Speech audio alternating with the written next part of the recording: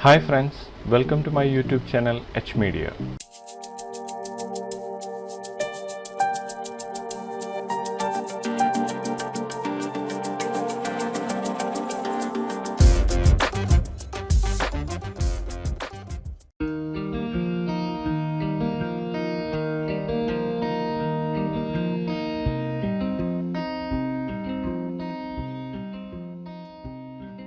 ഈ വീഡിയോയിലൂടെ 3ds Maxൽ മാസീവായ 3D സീനുകൾ ക്വിക്കായി പ്രോക്സി ആക്കുവാനും 3D സീനുകൾ ക്രാഷ് ആകുന്നത് തടയുന്നതിനും യൂസ് ചെയ്യാവുന്ന ഒരു പ്രോക്സി ടൂളിനെ കുറിച്ചാണ് പറയാൻ പോകുന്നത്.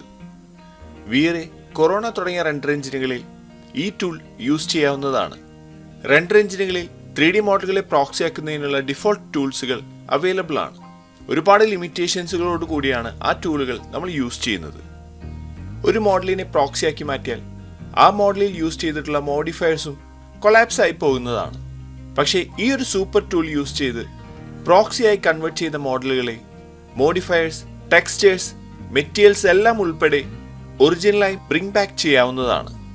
മൾട്ടിപ്പിൾ പ്രോക്സീസ് ജനറേറ്റ് ചെയ്യാനും സിസ്റ്റം ക്രാഷ് ആകുന്നത് തടയുവാനും 3ds Maxൽ വർക്കിംഗ് സ്പീഡ് ഇൻക്രീസ് ചെയ്യാനും സാധിക്കുന്ന ഈ ഒരു പ്രോക്സി ടൂൾ ഏതാണ്?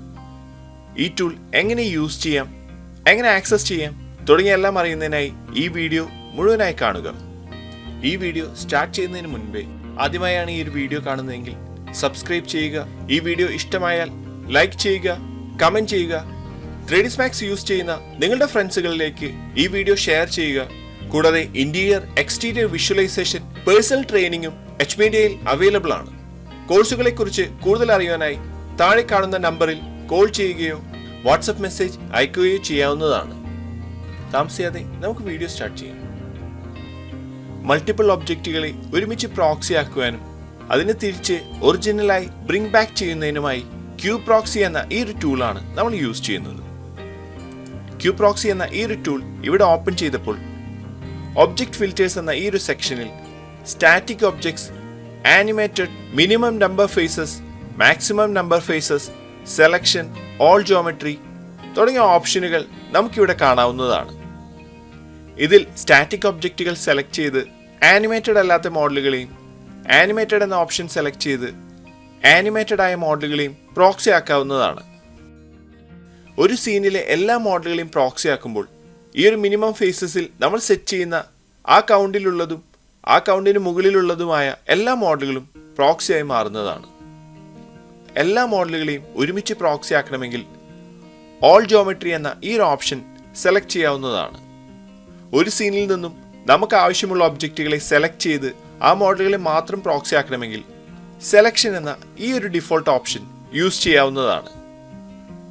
ഇതിൽ ഇൻക്ലൂഡ് ഇൻസ്റ്റൻസസ്, ഇഗ്നോർ ഹിഡൻ തുടങ്ങിയ ഓപ്ഷനുകൾ അവൈലബിൾ ആണ്.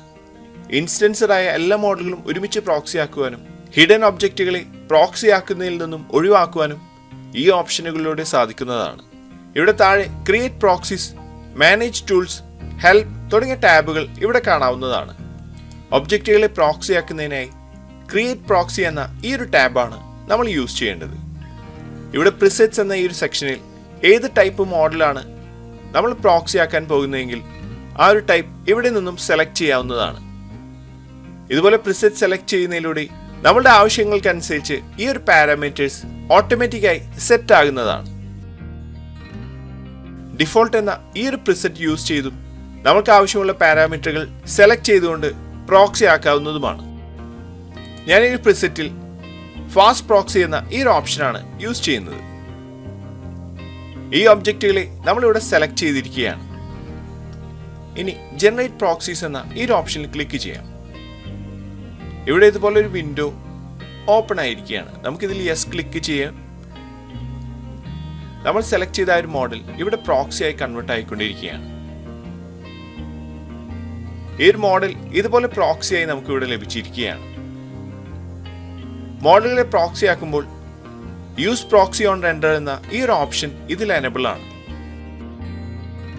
ഈ ഒരു ഓപ്ഷൻ ആക്റ്റീവ് ആയിരിക്കുന്നതിലൂടെ നമ്മൾ പ്രോക്സി ആക്കുന്ന മോഡൽ റെൻഡർ ചെയ്യുമ്പോൾ നോർമലായി നമുക്ക് റെൻഡർ ചെയ്യാൻ സാധിക്കുന്നതാണ്. നമുക്ക് ഇന്ററാക്റ്റീവ് റെൻഡറിങ്ങിലൂടെ ഇതിനെ റെൻഡർ ചെയ്ത് ചെക്ക് ചെയ്യാം.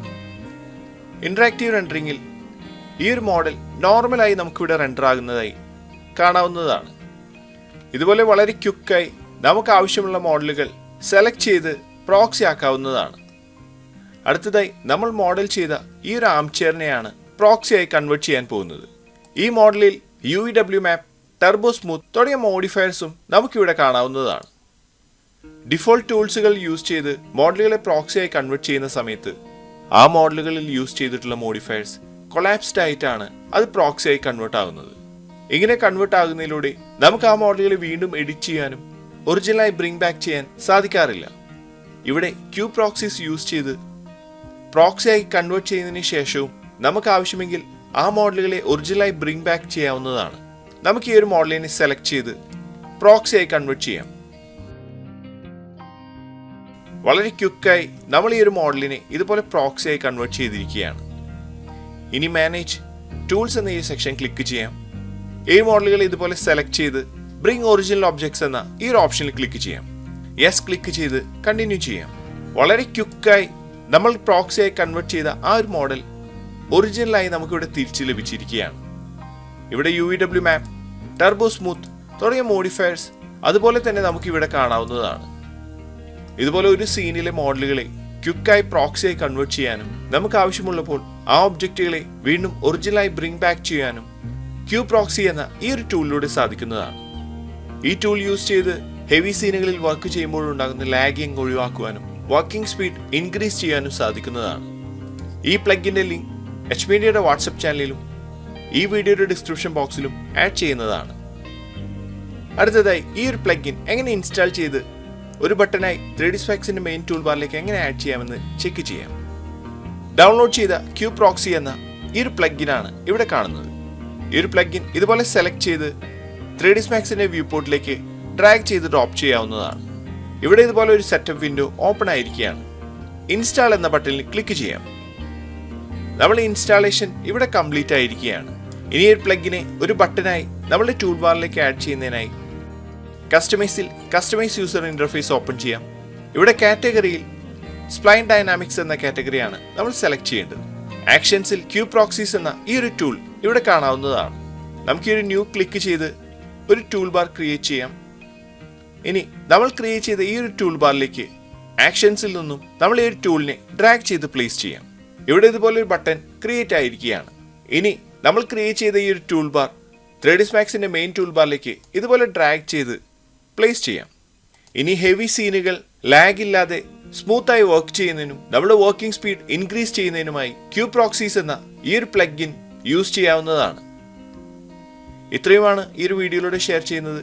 അടുത്ത വീഡിയോയിലൂടെ വീണ്ടും കാണാം. Thanks for watching. അപ്ലോഡ് ചെയ്യുന്ന പുതിയ വീഡിയോകൾ നിങ്ങളിലേക്ക് എത്താനായി സബ്സ്ക്രൈബ് ചെയ്ത് ബെൽ ഐക്കൺ എനേബിൾ ചെയ്യുക.